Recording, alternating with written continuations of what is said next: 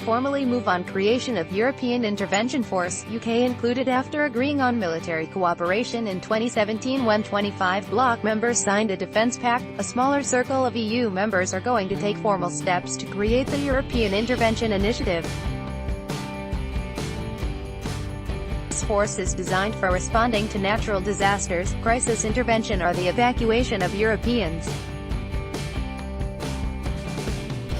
France's Defense Minister Florence Parly has told the French newspaper Figaro that her country, Germany, Belgium, Britain, Denmark, the Netherlands, Estonia, Spain and Portugal are to sign a letter of intent for the creation of a joint military intervention force on June 25.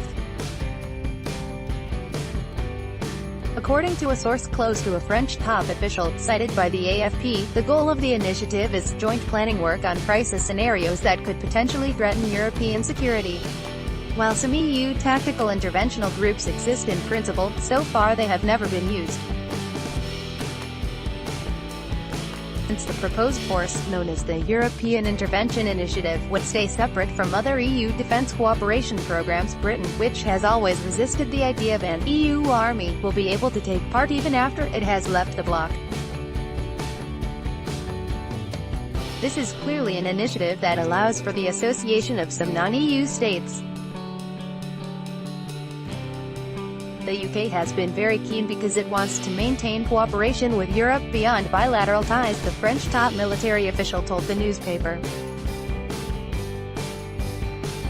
According to Parly, Italy, which presently remains outside the intervention force group, I was also considering the possibility of joining Path to European Army, the initiative to set up a European military intervention force, which could be rapidly deployed in the event of a crisis, were introduced by France's President Emmanuel Macron in September 2017. Read more. French military laughs at idea of joint European forces. French professor in June 2017, the bloc brought a 70-year-old European defence community ambition to life, as the European Commission decided to launch the €5 billion European Defence Fund, designed to supplement member states' defence research and support EU countries in obtaining military equipment.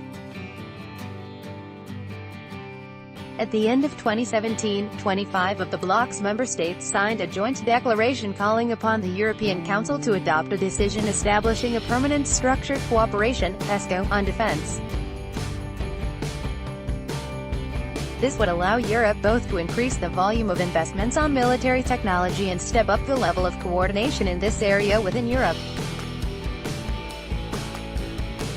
The commitments, confirmed by all the states except Britain, Denmark and Malta, include a successive medium-term increase in defence investment expenditures to 20% of total defence spending in order to fill strategic capability gaps, and increasing the share of expenditure allocated to defence research and technology with a view to nearing the 2% of total defence spending. However, such initiatives encountered criticism from the UK as the country has repeatedly warned that common defence forces could undermine NATO.